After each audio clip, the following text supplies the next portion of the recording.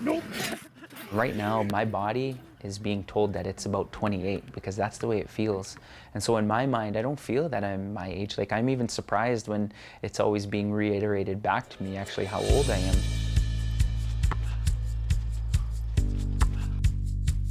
While he is now closer to 40 years old than he is to 30, Michael Linklater is on the verge of achieving two of the biggest dreams imaginable for any athlete, let alone ones that are half his age.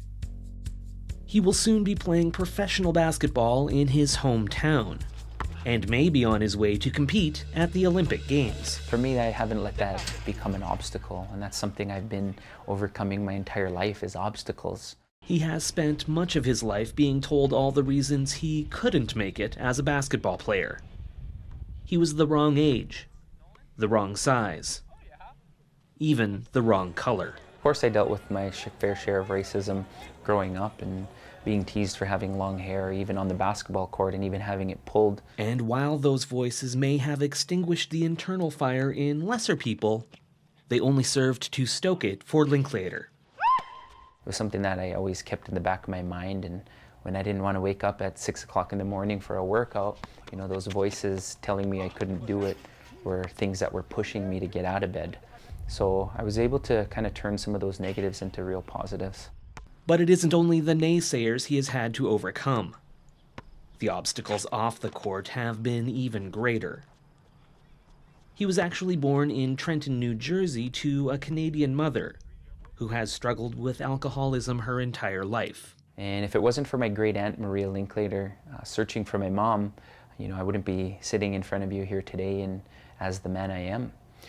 So I was about 10 days old when I came back to Canada and started living with Maria and her husband Walter, and that's who I call Mom and Dad to this day. He credits Walter, who passed away shortly after this interview was conducted, and Maria for instilling in him a sense of pride in his Indigenous heritage, and also helping him to steer clear of the pitfalls that have claimed so many of the people he has loved. I lost my best friend, Kevin Moccasin. He was actually stabbed in an after-hours party. He got into a fight. And so that was difficult for me. I lost my brother. He was drinking at a party and on the reserve, and same thing, he got into a fight and it was fatal for him. And some of my other relatives ended up overdosing while they were drinking. So, addictions has been a tough part of my family's life. Linklater believes much of the addiction he has seen stems either directly or as a trickle-down effect from the 60s scoop, residential schools, and the reserve system in Canada. And the personal tragedies he has experienced have informed one of the most important choices he says he has ever made. To abstain from drugs and alcohol, not only for myself, but for future generations. Because growing up hearing some of the derogatory terms about all natives, or more bluntly, all Indians are drunks, was something that I couldn't defend at a young age. Because I didn't know not only any Indigenous person, but anybody of any ethnicity who had never drank before. So I made that decision at a very young age, and to this day I'm still drug and alcohol free. I've never experimented. Linklater says the temptation certainly existed growing up in Saskatoon's core inner city neighborhoods, but the lure of basketball was always stronger. It was a passion he first discovered attending St. Mary's Community School, and it was on a court in this schoolyard he made his first impressions, in more ways than one. And while it was being built, I remember while the cement was drying, and I ended up carving my initials in the cement where they stuck the posts into the pavement. And that was forever my court. Despite that early passion, Linklater was cut from the first team for which he ever tried out. But once again, that only served to stoke the fire. At Mount Royal Collegiate, he became a star, suiting up for the senior team for 3 years. He admits school wasn't always easy, and he bounced around during his post-secondary career, before returning home to Saskatoon and the University of Saskatchewan for one final magical season in 2009-2010. It's hanging in. Linklater nails it!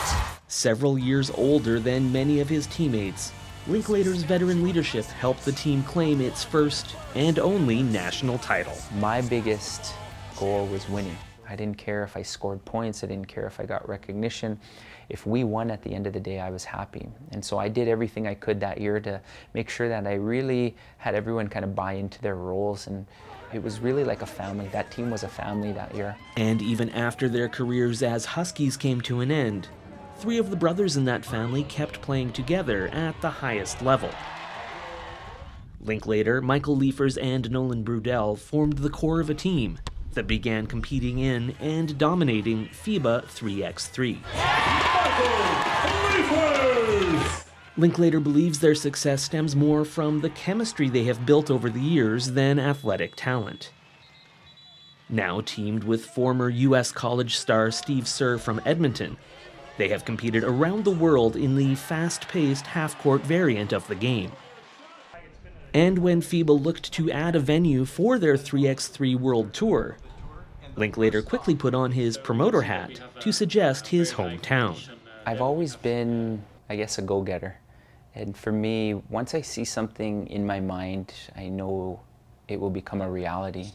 I envisioned 3-on-3 happening in Saskatoon, and really with the Besborough as the backdrop. He started speaking with us about the conditions, the obligations, the financials of this kind of events. He was discussing with us that, that this was a perfect fit for a city of 250,000 population like Saskatoon. This event last July was the second the city hosted in a 3-year deal. It has proven wildly popular, with fans lined up down the block waiting for an opportunity to sit in the stands. I believe that Saskatoon would come out and support this. And I think initially when people heard about a 3-on-3 tournament, they were expecting like a Canadian Tire hoop in a parking lot with some chalk drawn on the ground, not understanding that this is a world-class event. So I think as it caught on, that the crowds came out in droves to really support not only the event, but also us as Team Saskatoon. Last year's event in Saskatoon saw the home team start off 3-0 to the delight of the crowd. But they lost in the semifinal to the eventual tournament champions. I think the event for us was a success. Of course we want to win, but where we want to be is continuously getting better. And I think a lot of athletes forget that when you lose, it's actually an opportunity to make yourself better. That opportunity has taken on even more importance in recent years, as the International Olympic Committee has announced that 3-on-3 will become an official event for the 2020 Games in Tokyo. Team Saskatoon has already laid claim to the title of Team Canada and will attempt to play their way into the 8-team Olympic field. For me, being at the tail end of my playing career, this would be a wonderful way to really cap it all off and come home with an Olympic gold medal. And for us to be as good as we are right now, we still have a lot of room to get much better. And it's scary for other teams. But before his Olympic dream takes flight, he will get the chance to play pro hoops in his hometown. He was among the players drafted by the Saskatchewan Rattlers in the new Canadian Elite Basketball League, which will begin play this spring. He will likely once again be older than most of his teammates by a decade, but says he feels as strong physically as he ever has, thanks to his work with a trainer and nutritionist. That's the most workout I've had in years. He has begun contemplating life after basketball, whenever that begins, and says he hopes to work with young people in some capacity.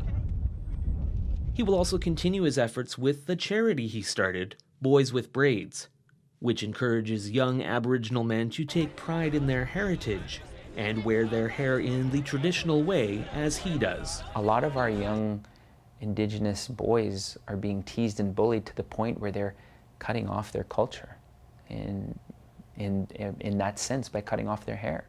Linklater now has 4 children of his own and says at times in recent years he considered walking away from the game to spend more time with them. But ironically, they are the ones who inspired him to keep driving. I asked them if they wanted me to continue playing because of how much travel takes me away from them. And it was my voice that I shared with them echoing back to me. So my daughter shared with me, she said, "No, Dad, you need to keep playing because you have to follow your dreams."